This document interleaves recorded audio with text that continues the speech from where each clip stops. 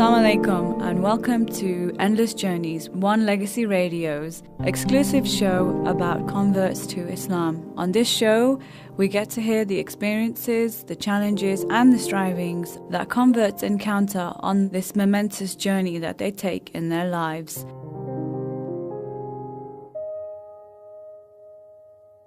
Assalamu alaikum and welcome to Endless Journeys on One Legacy Radio. Today we have with us Hamza Tzortzis. Thank you. It's a pleasure to have you here today. Assalamu alaikum wa rahmatullahi wa barakatuh. It's a pleasure being here. Thank you for having me. Can you tell us a little bit about yourself? What was your life like before Islam? That's a very interesting question. My life before Islam was quite unorthodox. The reason I'm saying this is because I come from a Greek background. My parents are Greek. They are migrants from Greece and Cyprus. And I was brought up in a type of environment at home where we were to believe that religion has no say for your social life and for things like politics and economics and society, but rather it's a very spiritual and internal thing. Similarly, it wasn't an orthodox view on religion, whereas we're going to accept the Bible as the word from God, or we're going to accept mainstream religious narrative as part of our life. Because my dad, he grew up in a very interesting time in the 50s and 60s in Greece, where they had a medieval interpretation of Christian theology. And hence he wanted to react away from that. And when he came to England, he was interacting with other spiritual doctrines such as Hinduism and New Age spirituality and Buddhism. And that influenced him in a huge way. So he brought his children up like that. For example, I remember when I was 7 years old, he would say to me, Andreas, and that was my name, Andreas, o Theos in emesasu, which basically means in Greek, God is inside you, yeah? So we'd be having all these kind of funky ideas that we could move mountains and we could achieve what we can. So that was the kind of environment that I was brought up in. Similarly, that was the internal home environment. But we had an external environment, which was a bit more, I would call, aggressive. Because we lived in Hackney, which is the equivalent of, say, maybe downtown LA or the Bronx, if you like. So it was quite rough. It's not the richest place in the world. You have different ethnic communities, black, white, African, Afro-Caribbean, different types of people, Asians, Indians, Pakistanis. And they would mix. And obviously there'll be gang culture, there'll be a certain type of violent aggression and things like that. So that was the type of environment I was brought up in. But ever since I was growing up, I used to take some of my dad's teachings, like, think about things, reflect, ponder, meditate. And I used to take that and basically be very inquisitive. And that's why I wanted to learn things like Chinese, Mandarin. I wanted to learn about different cultures. I was always asking questions about different religions, Islam, Buddhism, and various other things. So in short, that's my general background. So was it through that and through your father that you were first introduced to Islam? That's quite interesting. The first time I was introduced to Islam when I was a child, when I was in secondary school, which is high school, early high school. And because I was questioning all the time, I'll ask certain Muslims, why aren't you doing a certain activity? Or why are you acting in this particular way? So that made me question and question further. And the guys would say to me, it's because we have a religion, it's called Islam, and it tells us to do this. So it was a simple answer for a relatively simple question. But yet it created questions in my mind. But it wasn't just about Islam, it was about everything else, about Buddhism as well. I was interested in Buddhism quite a lot, actually, because I thought it was a agnostic philosophy on life. There's a famous spiritual tradition attributed to the Buddha. When someone asks him, does God exist? And he says, well, it doesn't matter if he exists. The point is, what are you going to do now? So that does represent some kind of agnostic, I don't know what's going on, let's see how we can improve kind of philosophy. So I found that quite attractive. An agnostic view on life, neither here nor there. So I was always questioning, especially at secondary school, and I was picking up cultural tendencies. For example, when Muslims would say Muhammad, they would always say sallallahu alayhi wasallam, which basically means peace and blessings be upon you. Or when they would say Allah, which means God, they'll say subhanahu wa ta'ala, which means exalted is he. Now, I'll be picking up those terms and I'll be enjoying them because I thought they were nice cultural things to say because it's part of that society. But similarly, I was picking up things from the Turkish environment, such as their language and their customs, or even from the Chinese and the Vietnamese. So I was interested in various aspects, and I think it was just a healthy interest that I had about various cultures and beliefs that ended me up with regards to being introduced to Islam in a more formal way during college years. Now at college, and what I mean by college, in America you mean university, I mean the later years of high school. So in the later years of high school, we were doing things like going to trips for biology class, etc. And most of my friends were Muslim, and I'll always be asking questions, why do you call each other brother? Because, in Islam, there's a concept of brotherhood. There's two types of concepts of brotherhood. There's the ummah, which basically means the global brotherhood. Every single Muslim is a brotherhood, a single unit, and they love each other unconditionally.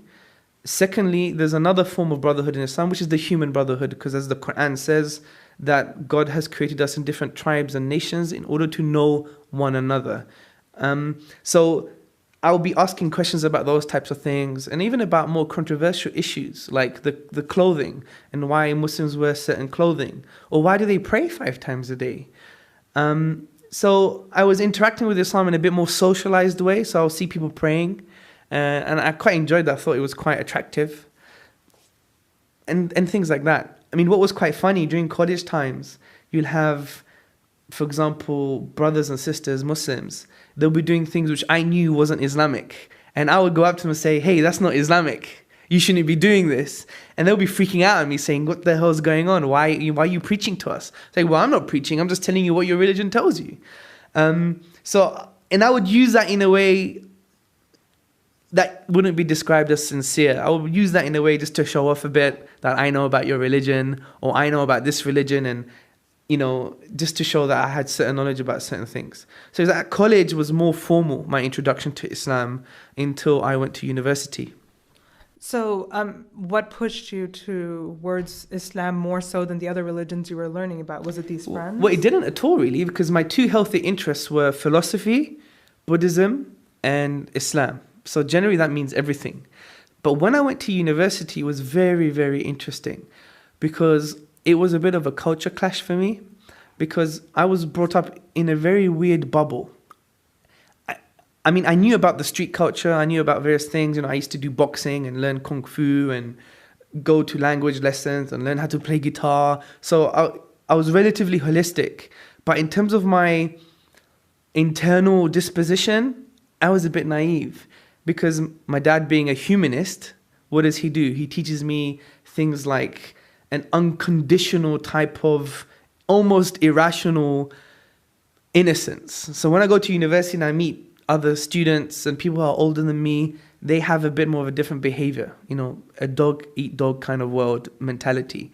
So when I engage with that kind of lifestyle, I just couldn't take it. I didn't know why people were talking about each other, why they'll be discussing why he wears this clothes and why he doesn't wear that clothes, or why they'll be discussing about why does one person help this person, and all this kind of internal friendship politics.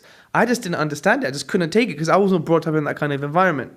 So I started off doing human physiology for my bachelor's, but then I moved to do psychology, just to maybe, in a way, find out more things about myself, or the fundamental questions about man, life, and the universe. And it was that psychology that basically created more questions. I took a year out, which basically means I said, I'm going to continue my psychology degree, but in the evening, do some modules in the evening, because during the day, I want to get some experience. Because psychology, really, in Britain, you can't do much with it unless you want to think deep thoughts about unemployment. So essentially what happened is I took a year out and I worked for the government, basically. It was called the Police IT Organization at the time. Now it's been disbanded. But it was a non-departmental public body of the Home Office. So I used to work for them, and as you know, office cultures are office cultures.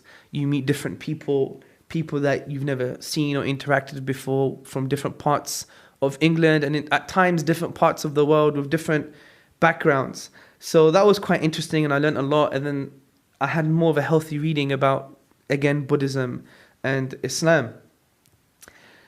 So what happened was, which was very interesting, it was based upon a boat party. In Britain, we have this thing called Christmas. I'm sure you have that in America, right? I've heard of it. So basically at Christmas time, we had this thing on a boat party because my office was quite nice. It was basically near the River Thames, like near the main river in London that basically dissects London into two. And it was facing St. Paul's Cathedral, the famous cathedral, and it was very nice. And my office was facing that, and at night you could see all the lights and it looks really pretty. What happened was, on the Christmas party, we went on a boat on the Thames. So different members from the organization came to enjoy themselves as they do, and they invited other people too. So on this boat party, I couldn't dance really. I had 2 left feet, which basically means in a British saying, you just can't dance, yeah. So I was a really bad dancer, so I would just basically just be in a corner, just like to have a conversation. I was always like that. I never liked clubs or going out or letting my hair down or doing things like that. I was more of I want to have a nice conversation, let's have a coffee kind of guy, yeah? Or have a dinner. So what happened was, there's this interesting female that came into the boat party, and as they do in that type of culture, they wanted to dance and do other things. But I asked her name, and her name was an Islamic name. So what I did, I sat her down. I said, "Are you Muslim?" She said, "Yeah, I'm a Muslim." I was like, "What are you doing here? You should not be here." And like her face dropped, yeah? And then I took that particular drink out of her hand. As you know, Muslims should not drink alcohol. So I took that drink out of her hand and I bought her an orange juice. And she found this fascinating. She said, "What are you doing, a Greek guy who's not even Muslim, almost preaching to me on the boat party?" Now, we are having a conversation about different traditions and about Islam at that boat party. And you can imagine there's drink, there's dance. It's not a religious atmosphere. I'll leave it to the audience for the imaginations to run wild. I'm sure they can, probably more than mine, you being Americans, yeah? So essentially what happened was, we left and I went home, she went home. I hear nothing for months. So one day at work during the week, I get a call from my HR department. HR department meaning Human Resources Department. And they go, "Mr. Tzortzis, we have a call from you from a lady." I say, "Okay, this is interesting." I take the call, and it's the lady I met on the boat. We actually exchanged numbers, but she lost my number. So she basically found out where I was working, called the HR department in order to speak to me. And I found this really fascinating. Why did she want to do this? So what happened was, she called me, and I was quite shocked that she would call me after 3 months. And we exchanged numbers again. To cut a very long story short, we basically started to have a friendship, as people do, and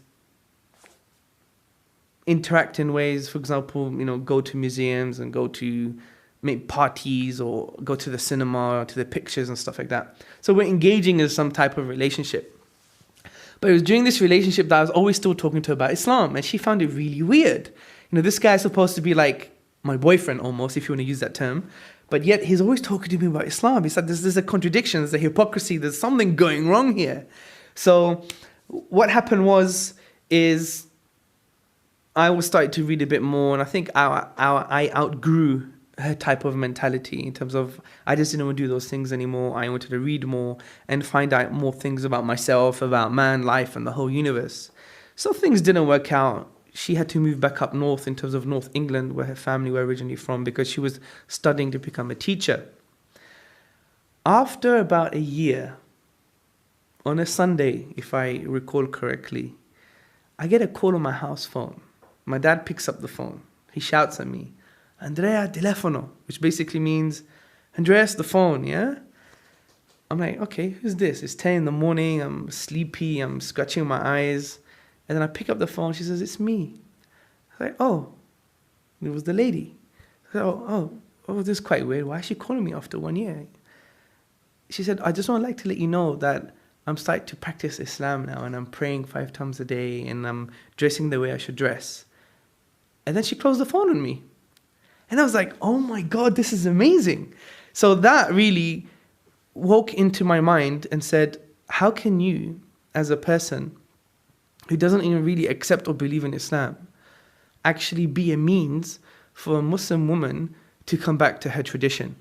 I thought that was bizarre. It just didn't work with me. I thought there's something spooky about this, yeah?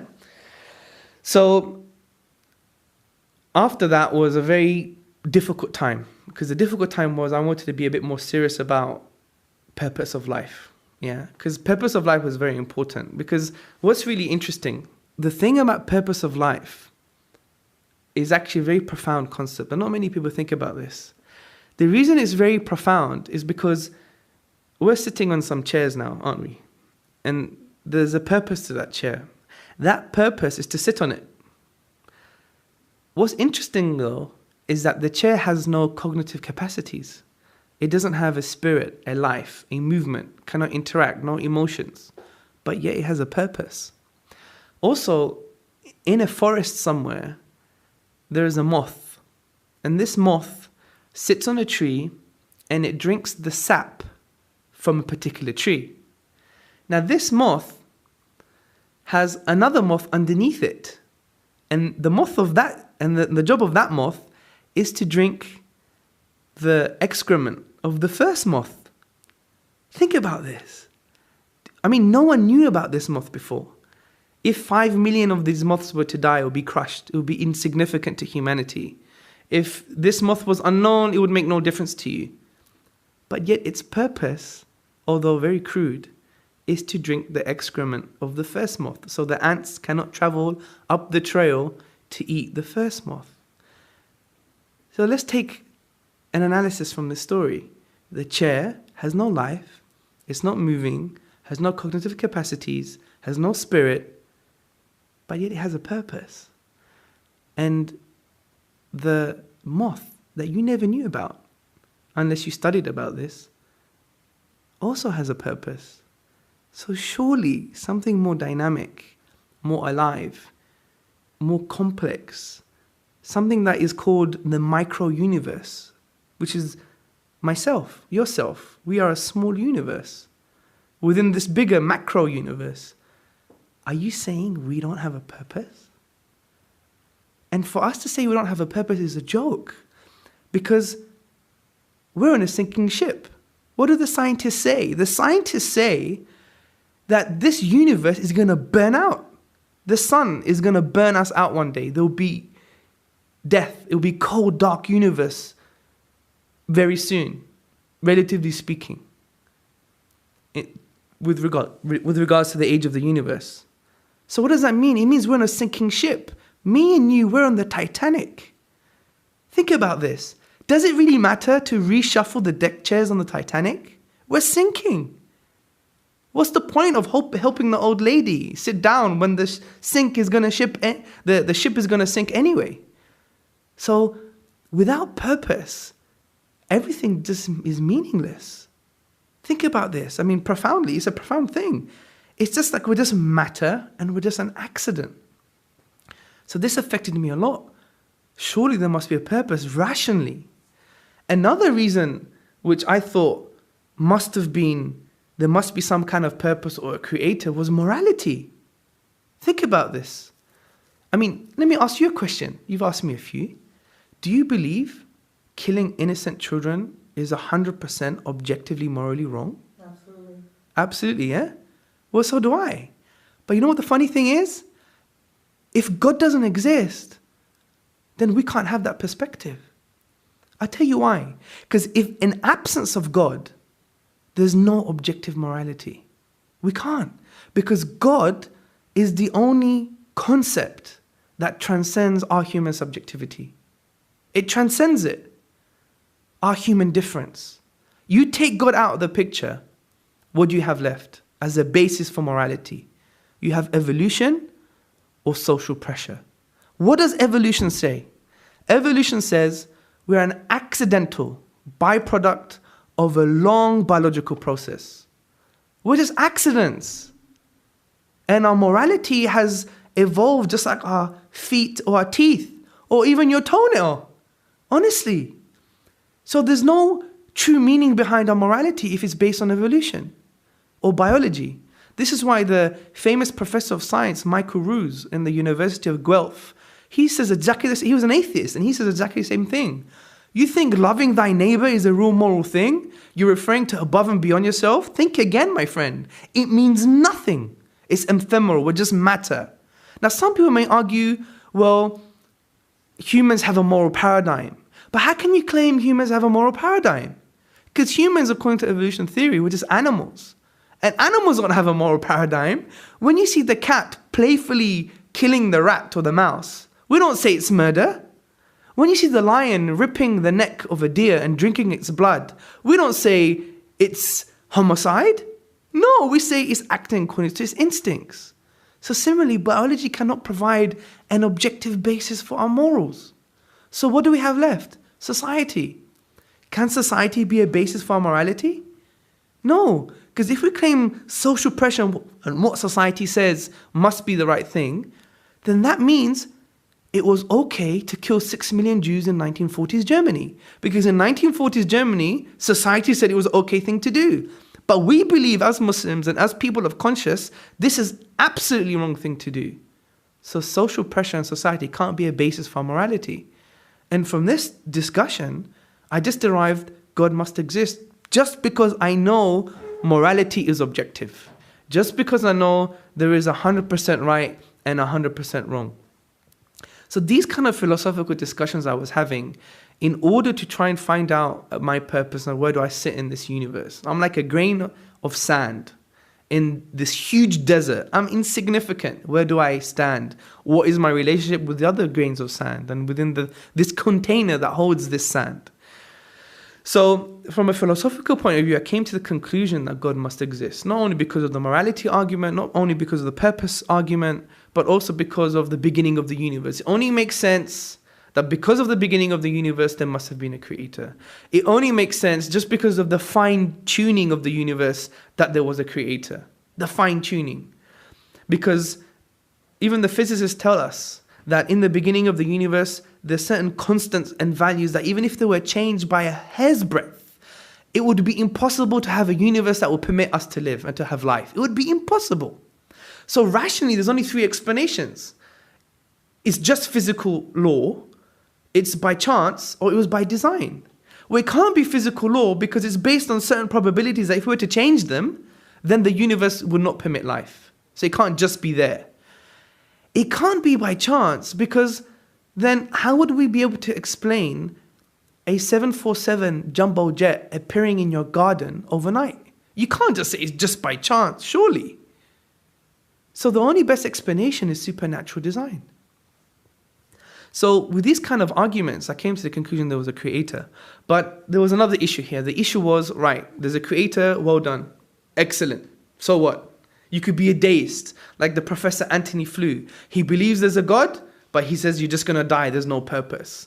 But yet, if you were attentive to my first argument, there must be a purpose, surely. Rationally speaking, it's the most probable thing. So essentially what I was thinking about is God must have said something then. He must have expressed himself to humanity. But why Islam and not Judaism or Christianity? That's a good question. It was because of this expression.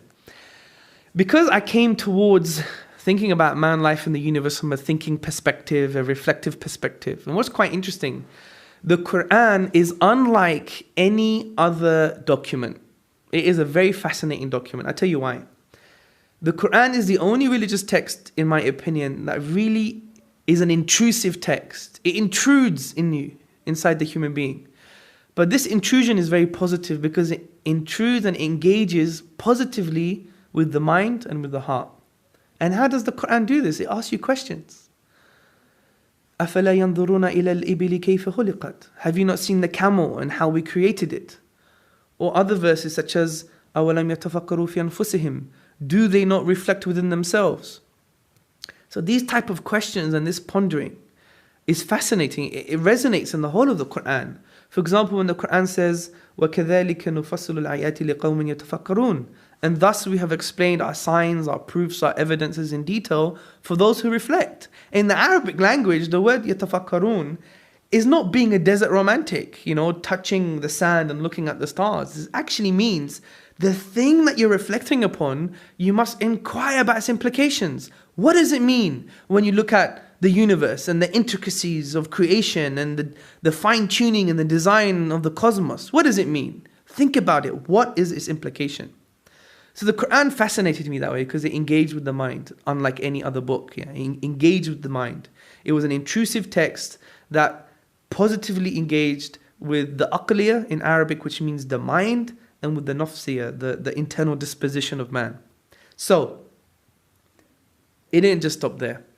The Quran does something much different. The Quran goes further than this, beyond the capabilities and capacities of any other book. The Quran actually challenges mankind. In the second chapter of the Quran, verse 23, the Quran says, I'll say the Arabic and I'll say the English. It says, وَإِن كُنْتُمْ فِي رَيْبٍ مِمَّا نَزَلْنَا عَلَىٰ عَبْدِنَا فَأْتُوا بِسُورَةٍ مِّن مِثْلِهِ وَادْعُوا شُهَدَاءَكُم مِّن دُونِ اللَّهِ إِن كُنْتُمْ صَادِقِينَ. And if you're in doubt about that which we have sent down to our servant, referring to the Prophet Muhammad sallallahu alaihi wasallam, peace and blessings be upon him, then bring one chapter like it and call on your witnesses, your supporters and your helpers besides God, if you are truthful. Now, according to the Mufassirun, which means those who explain the Quran, the classical scholars, the theologians, they said this has something to do with the unique nature of the Quran, the language. It's a miracle. I don't want to go into the technicalities, but just to cut a long story short, even non-Muslim scholarship testifies to this. For example, Professor Bruce Lawrence from Duke University, he says in his book, The Quran, a Biography, on page 18, he says, Quranic verses, as tangible signs, Quranic verses are expressive of an inexhaustible truth. They signify meaning, laid within meaning, light upon light, miracle after miracle. Similarly, you have Martin Zamet, a Dutch professor. He says, the Quran is the most eminent written manifestation of the Arabic language. You have a Reverend R. Bosworth Smith, in his book, Muhammad and Muhammadanism. He says, the Quran is a miracle of purity of style, of wisdom and of truth. It is one miracle claimed by Muhammad, and a miracle indeed it is. So we could just deduce from here that since human beings cannot challenge this, and they have failed to challenge the Quran, using logical deduction, we know it can't be from an Arab, because the best Arabs at the time of revelation, who are known to be Arabic linguists par excellence, they were the best, couldn't challenge the Quran. They couldn't. So the issue is, who gave the Quran to humanity? Well, it can't be a non-Arab, because they have to know the Arabic language. And it can't be the Prophet Muhammad sallallahu alaihi wasallam, peace and blessings be upon him, for so many different reasons, including he didn't have any expertise in eloquence and other historical reasons, which I don't want to go into the technicalities. So the best explanation is that God expressed the Quran to humanity. So this I was convinced with. So surely you should be asking me the question now, then did you become Muslim? No, I didn't. That is the problem. It was intellectual gymnastics for me. It was very abstract. It was like outside of myself. It didn't belong to me. I didn't grasp hold of it, touch it, feel it, enjoy it. So I thought, since I know Islam to be true, but I'm not being a Muslim, there is a problem here. So what do? I go to Greece to see my grandfather and see my family. And during this period, I took the Quran with me, and I wanted to learn certain Arabic verses off by heart, because I wanted to start to know how to pray, to interact with the religion, to try and establish a connection. So I started to pray, I started to learn, then I came back from Greece, and I remember I was in prostration, and I remember one of the college students used to say to me, the Prophet said that when you're in prostration, you're closest with your God, you're closest with your Lord. So I used to shout at God. I say, come on, man, sort this out, man. What's going on? I could prove your existence, for God's sake. I could prove the Quran is a miracle, whatever the case may be, but I'm not becoming a Muslim. There's a huge problem here. Please help me out. Screaming and just expressing myself. Then it didn't work. I just gave up. I actually gave up. Nothing was ticking. Finished. Kaput. Just keep your life as a agnostic humanist. Who cares what happens at the end? But on October the 4th, 2002, I had a friend come to my house at 2 a.m. And this friend, He wouldn't even walk to my house, and it only takes 10 minutes. But he came at 2 in the morning. I thought this guy surely is possessed. He knocks on my door, I go into his car. And what he did was fascinating, because what he did is an expression of one of the Quranic statements. When the Quran says, كُلُّ نَفْسٍ ذَائِقَةَ الْمَوْتِ, every soul shall taste death. And he expressed to me, and I can't relive the moment because it's like trying to catch a black cat in the dark. But I leave it to your imagination. He expressed to me the most profound way of taking the concept of death and really inserting it in someone's heart and soul.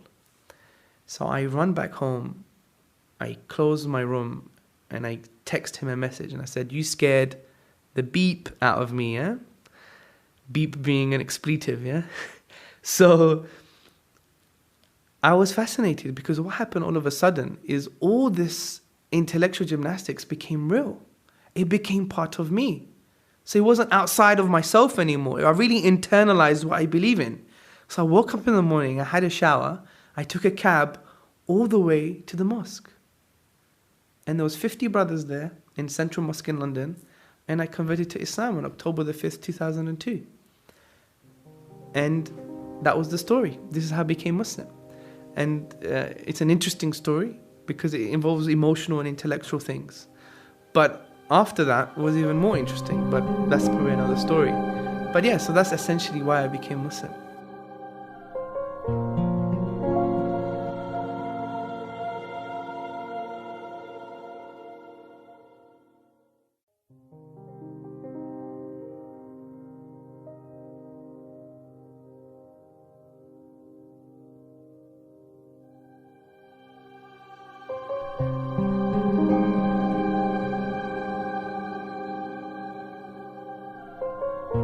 Moment of reversion, I should say. How did it feel finally after all this time?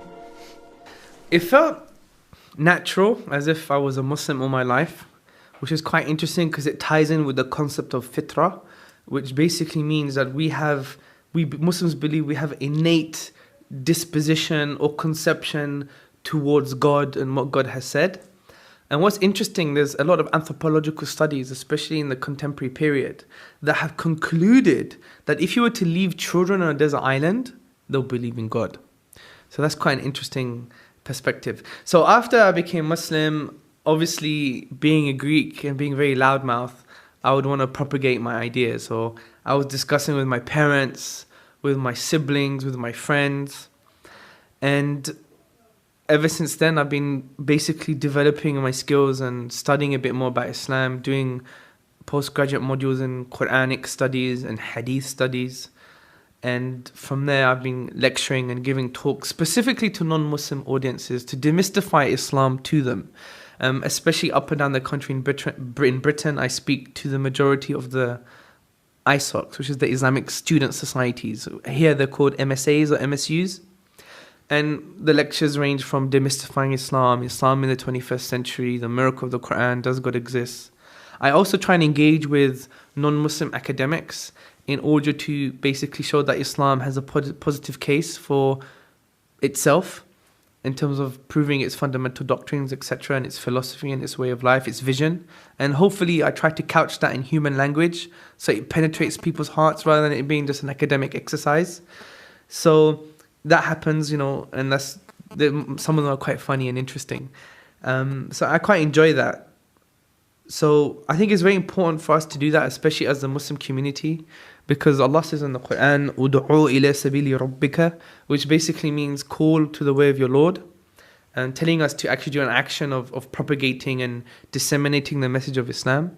Similarly, Allah says in the Quran, وَلْتَكُمْ مِنْكُمْ أُمَّةٌ يَدْعُونَ إِلَى الْخَيْرِ وَيَأْمَرُونَ بِالْمَعْرُوفِ وَيَنْحَوْنَ عَنِ الْمُنْكَرِ وَأُولَٰئِكَ هُمُ الْمُفْلِحُونَ, which essentially means, let there rise amongst you a band of people that will call towards the good. يَدْعُونَ إِلَى الْخَيْرِ, which Ibn Kathir, the famous explainer of the Quran, he said that good here, khair, actually means the whole of Islam comprehensively. And they command the good and they forbid the wrong. وَأُولَٰئِكَ هُمُ الْمُفْلِحُونَ, and they are the successful ones. Which basically means, according to those who explain the Quran, the Mufassirun, that those who are successful are those who are attaining Jannah, who are attaining paradise. And this is the amazing thing. All Muslims want to attain paradise. But in order for us to do that, we need to call to Islam, command the good and forbid the wrong. It's as simple as that. So this is why the Muslims need to really engage with the non-Muslim community. And this is what I've been trying to propagate and do myself, and hopefully lead by example, because I think it's very important. Because according to social research, many Western non-Muslims are not very happy about Islam or its followers. And I think we need to try and change that narrative, because what Muslims have done, I think, in my opinion, is there's a certain discourse, there's a certain narrative, and they frame the debate. For example, what does extremism mean? And then all we've done, we've reacted to that term. We haven't defined that term for ourselves, because, for example, ghulu, extremism in Islam actually means someone who doesn't even pray. And it also means someone who does vicious acts against humanity. Do you see? So it's not only one side of the spectrum, it's the other. It's someone who's not religious at all, is an extreme person. So we need to frame our discussions, we need to frame the discourse and create a counter-narrative. And that counter-narrative has to be positive, which means we have a positive approach to dealing with the Islamic issue. So when someone says, why did your Prophet Muhammad sallallahu alaihi wasallam go to war? Why did your Prophet do this? Why does the Quran say that? Instead of acting apologetically and saying sorry that we're Muslim, but saying, hey, wait a minute. This is the answer. But in order for you to appreciate the answer, you must understand the fundamental concepts of Islam. Because this is our worldview. If you don't understand our worldview, you will never understand the answer. Even if I explain to you in scientific, sociological, psychological terms about every single question with regards to Islam and Muslims, you will not get the picture. Because the picture is based upon our worldview, which is Tawheed, which is the oneness of Allah, namely that God exists and the Quran is a miracle, and we submit to that. So we need to start to explain that worldview. And once we explain that worldview, we shape our own narrative. Do you see? And from that, it creates a positive debate. And that's what we need to do, create that positive debate. Because we're living in difficult times. It's not easy times for the Muslims. It's hard. It's hard work. You know, people are degrading the Prophet Muhammad sallallahu alaihi wasallam. They're degrading Allah subhanahu wa ta'ala. They're making it difficult for the Muslims. Muslims' blood is being shed. Islam's under the spotlight. There's huge issues. And the only way we could deal with that is actually give da'wah, which means propagate Islam itself in a positive way. I think what's interesting though, and I think the audience or the viewers must listen to this, is that talking to people about Islam actually defines who you are as a Muslim. It's not just a theological thing. It's not a thing you just have to do. It actually defines who you are. Because the Prophet Muhammad sallallahu alaihi wasallam, in a hadith, which is a narration attribute to the Prophet, which can be found in the Arba'in Nawawiyah, the 40 hadith of An-Nawawi, he said, لا يؤمن أحدكم حتى يحب لأخيه ما يحب لنفسه. You are not true believer unless you love for your brother what you love for yourself. There's another riwayah, another chain, which can be found in Imam Ahmed, which basically says, you're not a true believer unless you love for humanity what you love for yourself. Now, if the thing that defines us and the thing that we love the most, which would take us to paradise, is actually Islam, then surely we should be giving this to other people. If we don't, then what did the Prophet Muhammad sallallahu alaihi wasallam say? He said, لا يؤمنوا. You're not a true believer. So therefore, it defines who we are. Giving the thing that we love the most to other people is a defining feature of who we are. And I think this is a very important message for people to take home, especially in the Western world, that we need to start to engage positively, unapologetically, frame the debate, frame the discourse, and do it in a positive way, just like the Sahaba and the Prophet Muhammad sallallahu alaihi wasallam did. And when we do that, then inshallah, with the will of Allah, when Allah promises in the Quran, Inna rahmatullahi qareeb, verily, indeed, unquestionably, God's mercy is close, and Inna nasrullahi qareeb, verily, His help is close. And in order for that to be achieved, I believe, we need to be the tools that Allah subhanahu wa ta'ala uses in order for us to be the manifestation of His rahmah, His mercy, and of His nasr, which is His help. And we basically need to follow the injunction of the Quran, which I repeated before, وَلْتَكُمْ مِنْكُمْ أُمَّةٌ يَدْعُونَ إِلَى الْخَيْرِ وَيَأْمَرُونَ بِالْمَعْرُوفِ وَيَنْحَوْنَ عَنِ الْمُنْكَرِ وَأُولَٰئِكَ هُمُ الْمُفْلِحُونَ. Let there rise amongst you a band of people that will call to Islam, call towards the good, they will command the right, forbid the wrong. وَأُولَٰئِكَ هُمُ الْمُفْلِحُونَ.